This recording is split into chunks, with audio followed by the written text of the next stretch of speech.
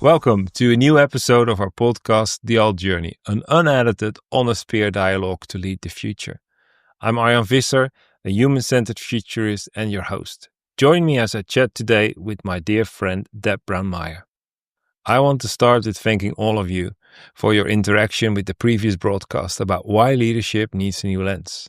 You can find the link to last week's episode in the description below, or just use your preferred podcast app.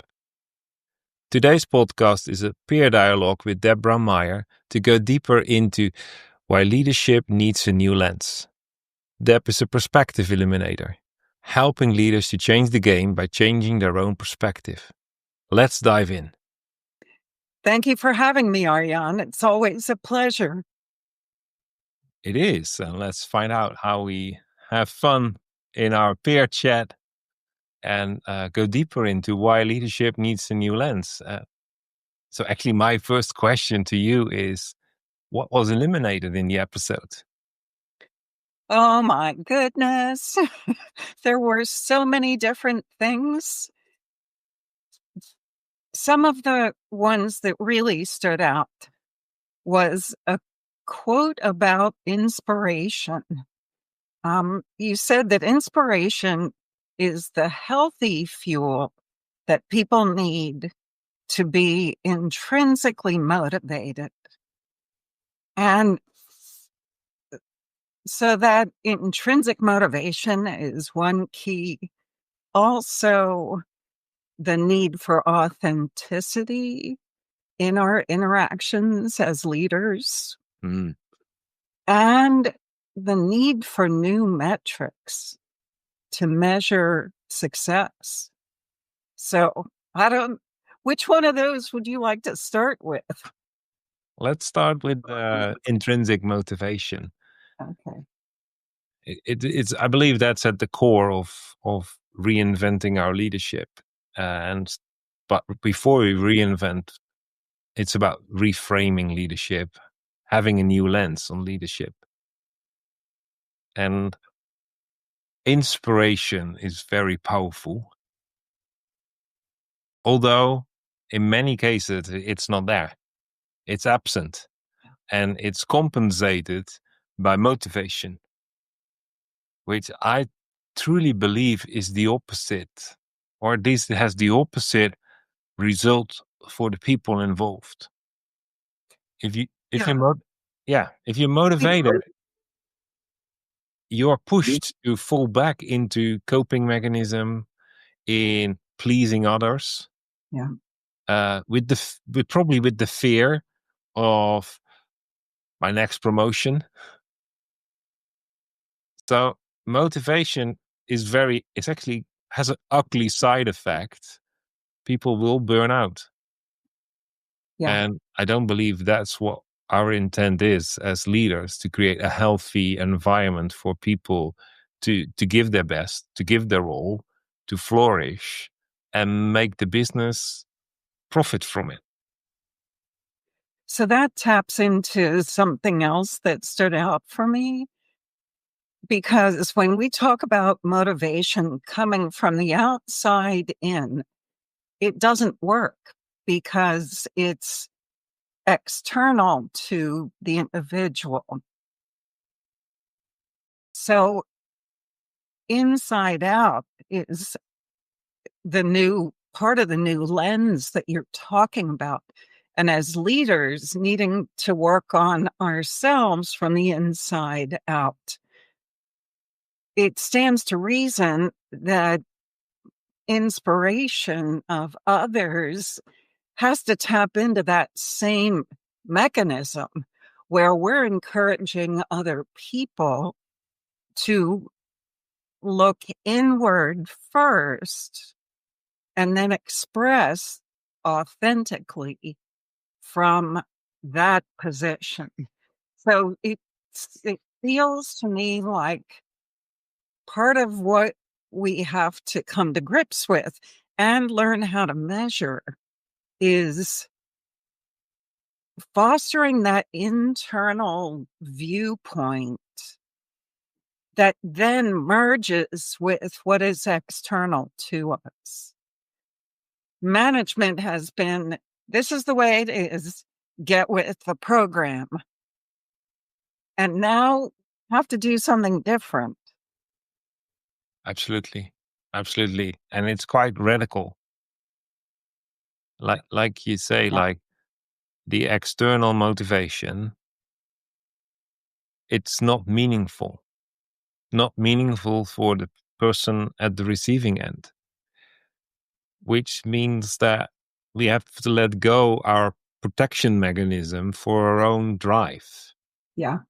And we need our own drive for things to be purposeful, meaningful. Right. And because it's our drive that is the engine below what we own. And if we lose ownership over something, it means there, it would nearly say we are losing ourselves. We cannot be authentic. We are not growing. We are grinding to just make it work. Yeah. And what we love to see is that people own it, which means the time, their energy, their investment is all worth it because they share the vision of what's the outcome. And with having that perspective of what the outcome is, they will continue to thrive even when they perceive it as hardship or even struggle or Yeah. resistance. But it's connected to the internal drive. Right. So here's the problem that I see. There has, in my time in the business world, there has always been talk of and fostering of an ownership mentality. Be an owner, not a renter. Act like an owner, not a renter. In other words, owners have skin in the game. They're going to take care of things from a different perspective than someone who does not have skin in the game. But it's only been that. It's been talk. So that language is going to meet with resistance because it has been hollow. And so we have to look at what is the real substance. What's the shift? What's the difference in this new lens? Absolutely. Absolutely. And I believe it goes back to intrinsic motivation. If our intrinsic motivation is not leading us in what we put effort in, if it's our time, our energy, or our means, then it's not ownership. Then we can call Right. it whatever it was. But if our intrinsic motivation is left out or put aside, Right. it's not ownership. It's pleasing people. It's a coping mechanism, and you will burn out. Exactly.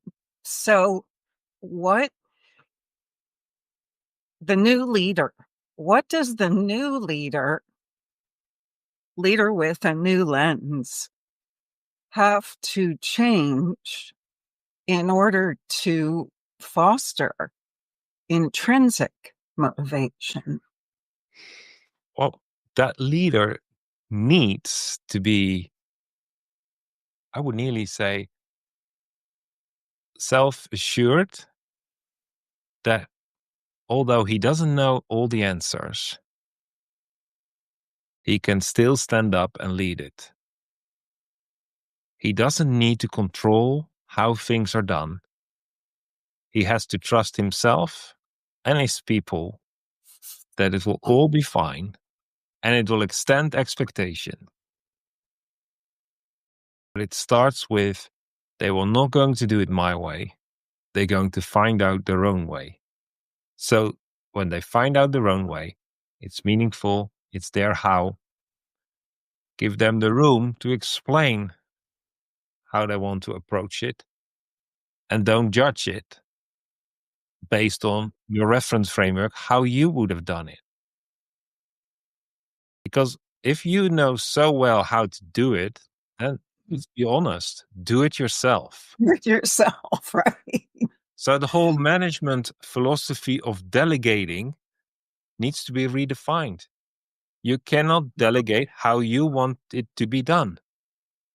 You can delegate the work and find clarity in your language to inspire people what you expect.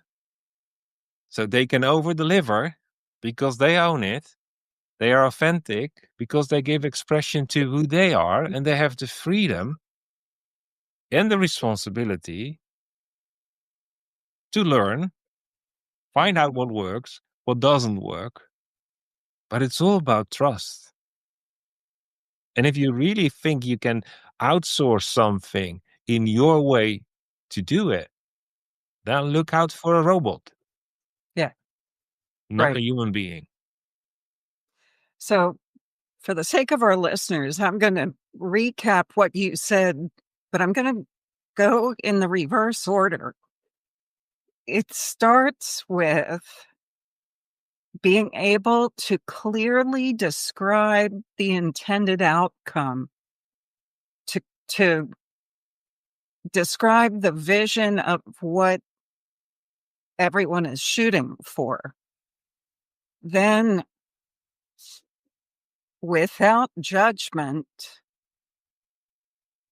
describe that people have room to do what's necessary the way they believe it's best. So leaving the how to the individuals after that general big picture is given. So when they're given that freedom, then they can find their own best way, which fosters ownership. Yes. And as a leader in myself, I have to be self-confident, self-assured, and generally trust the process and trust the people. Trust that they will come up with good ideas. Trust that they will think of things that perhaps didn't even occur to me in order to accomplish the described goal or objective.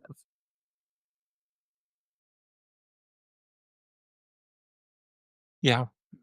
Well, two things that stood out of that one. I believe the first one is people have to own the vision, Yes. which means that that big picture is not just in clear language communicated. They see it for themselves.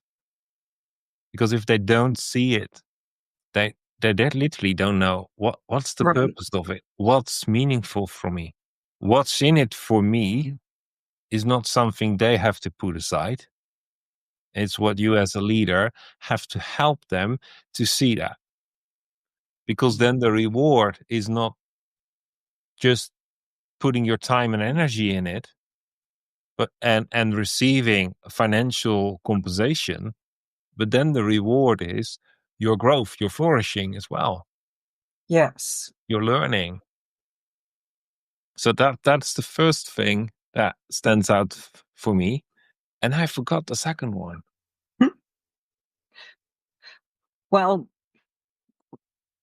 what you just said, there's an extra layer of fulfillment and satisfaction and enjoyment and feeling of accomplishment when I have an ownership stake, when I have explored and executed to the best of my ability because I was free to do that. And then it worked. So then the recognition comes, the self satisfaction comes. So it adds a third layer. I get paid, I have fun, and I help my team all at the same time. Yeah, and we tend to say that we don't want to be tolerated. We want to be celebrated. but we don't want people to burn out. And celebration is exactly what fuels burnout as well. So Yeah, people need to be, especially when it isn't sincere. it's not sincere. When it's authentic, it means that it is an expression of who they are and who they are becoming. Yeah, And people need to be seen and heard. So a leader needs to pay attention of recognizing people, their growth, because it's not what they have learned. They have grown in stature, in authority. And the worst thing that can happen when you have grown in authority, your team people recognize it and follow you in certain areas. So people start to learn who has the wisdom around a specific topic. And so you get this natural flow of navigating the challenge together. yeah, And then the leader needs to recognize that, at least verbally and in their behavior, because else the people start to doubt themselves and they yeah, fall back into, I need to have confirmation. Well, yeah, they didn't need confirmation because by owning it, the learning and the whole everything that's gained by owning it, you help them to not confirm them, but recognize their growth. So they don't fall back in the yeah, destructive behavior of, I need confirmation. I need to know if I did the right thing. Because what they experience if they don't receive that is not only their behavior, but they also experience that the team members withdraw from recognizing it because they start to doubt as well. So, right. and that was the first thing that actually not that stood out in your reverse reflection is trust. Trust is Yes. not a thing. Trust is something of our senses. Mm, It's between that our head knows facts and we feel, I would really say we smell, we discern that it mhm, is right.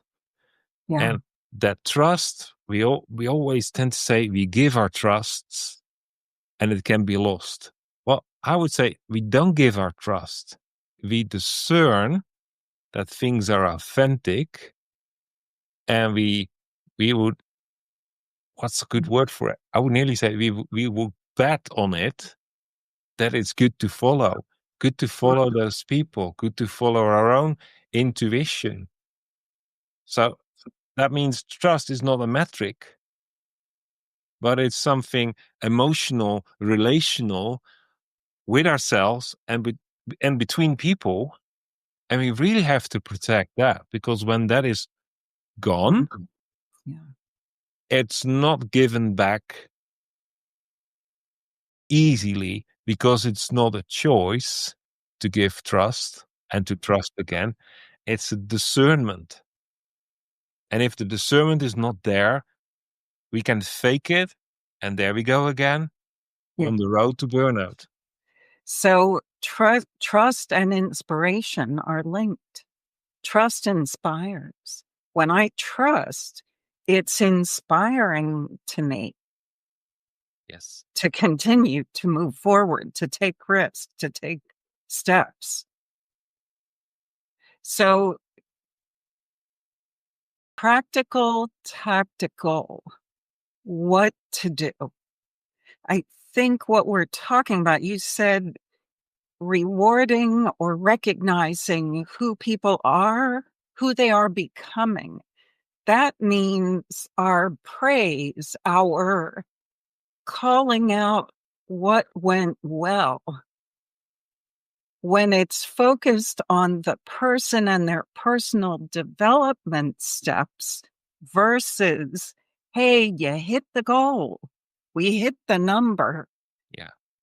That's the shift that I'm seeing here that takes a lot of conscious thought to move into, because managing by the numbers, managing by that goal that, okay, the company's going to do X. And instead of focusing on who did what steps that enabled the accomplishment of the goal. I think that's at the heart of things. Well, I think that's a good one because we in many businesses we have incentives. And what you describe, seeing people, hearing people, and not celebrating people, for some that will be a thin line. For others it will be black and white.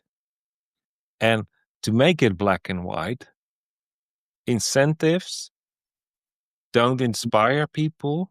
They are the extrinsic motivation that puts people in actually an unhealthy growth path, because it's really addictive to get to win the incentive. Right. You will do it by buckling up and getting more in the rat race.